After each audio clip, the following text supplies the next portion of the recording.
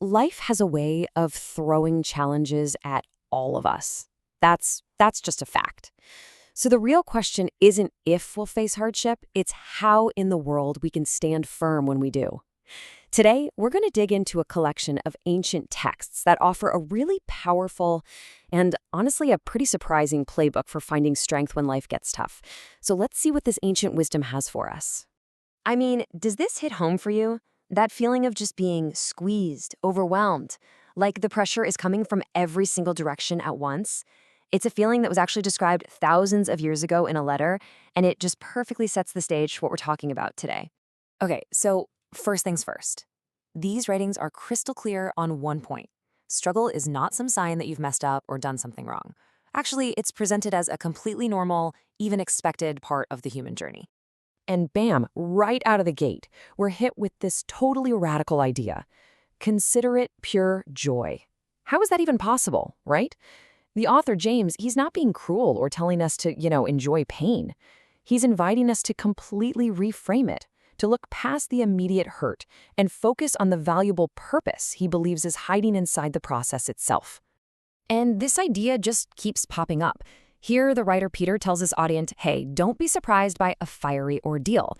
In other words, don't treat hardship like it's some bizarre thing that shouldn't be happening to you. No, it's a test. It's like a refiner's fire, meant to prove what's real and genuine. It's just an expected part of the landscape.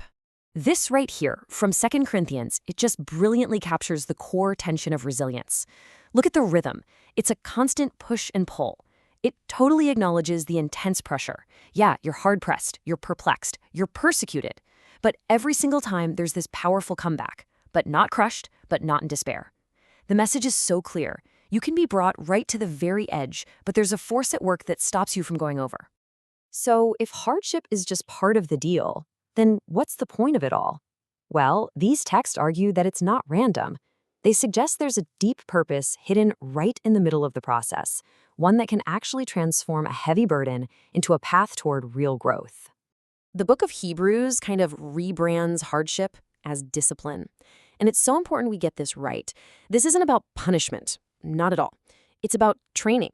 Think of a loving father who disciplines his child not because he's angry, but for their long-term good. And the goal? Well, it says the goal is to produce this harvest of righteousness and peace. This slide shows this amazing chain reaction that's laid out in the book of Romans. And notice where it starts, with suffering. But it's not a dead end, it's the starting block. That experience, it builds perseverance. Then perseverance, well, it forges character. And it's only through that tested, solid character that we finally get to a hope that, as the text says, does not disappoint. So where does the strength for all this come from? Here's this beautiful metaphor. We are jars of clay. We're fragile, more breakable, pretty ordinary. But inside we contain a treasure. The whole point of our fragility is to make it completely obvious that the incredible power to endure doesn't come from the jar itself. It comes from the God who placed the treasure inside. Our weakness actually highlights his strength. Okay, so understanding the why is one thing, but what about the how? When the pressure is really on, what do you actually do? That's what this next section is all about, the practical playbook for perseverance. Romans 8 lays out this fundamental choice, and it's not just about our actions, it's about our entire mindset. As you can see, it pits a mind governed by our own impulses, what it calls the flesh, against a mind governed by the spirit. And wow, the outcomes could not be more different. The key takeaway here is the choice we have. Where we decide to set our mind directly determines the path we end up on. This brings together a practical guide from all over these writings, and you start to see a pattern. It's about both your internal posture and your external actions. Internally, it's all about humility, asking for wisdom, listening way more than you speak. And externally, it's about being proactive. You got to throw off what's holding you back and actively run the race. But notice that last point, because it's the key to everything. Fix your eyes on the unseen. That's the fuel for all the rest. Yeah, that last point, fixing our eyes on the unseen, it's so critical that it brings us to our final section. What is that unseen reality? Well, according to these texts, it's the source of a hope that literally cannot be shaken. It's the ultimate anchor that makes all this endurance even possible. This promise from the prophet Isaiah is just profound. It doesn't say you won't pass through dangerous waters or fire. It says that when you do, you will not be alone. The foundational promise isn't about the absence of trouble, but about the presence of God right there in the middle of it. So, in this incredibly raw story of suffering, a man named Job finally questions God. And God's response? It isn't an explanation, it's a question. Where were you when I laid the earth's foundation? It is a staggering, perspective-shattering moment.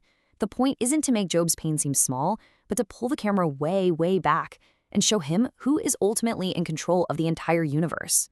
So what is this hope we're running towards? Peter calls it an inheritance. But unlike any inheritance here on earth, this one is incorruptible. It's kept safe, he says, in heaven, and it can never perish, spoil, or fade. It is eternally secure. And really, this is the bottom line. The writer of Hebrews says that everything created, everything we can see and touch, can and will be shaken. But believers are being given a kingdom that is fundamentally unshakable. In a world that feels so chaotic and uncertain, this is the ultimate anchor. And this brings us to this triumphant climax. The writer asks, what in all of creation, what has the power to cut us off from God's love? He lists the absolute worst things you can imagine: trouble, hardship, persecution, famine, danger, and the answer is this resounding, powerful no. And not only do these things fail to separate us, but through God's love, we become more than conquerors, right in the very midst of them. So we're going to end with this question, drawn from 2 Corinthians. These texts argue that our troubles, which feels so huge to us, are actually light and momentary, and are somehow achieving an eternal glory that is so much greater. It's a challenge, really, to completely reframe our perspective, to stop focusing only on what we can see, which is temporary, and to start asking, what unseen eternal purpose might my current struggles be building?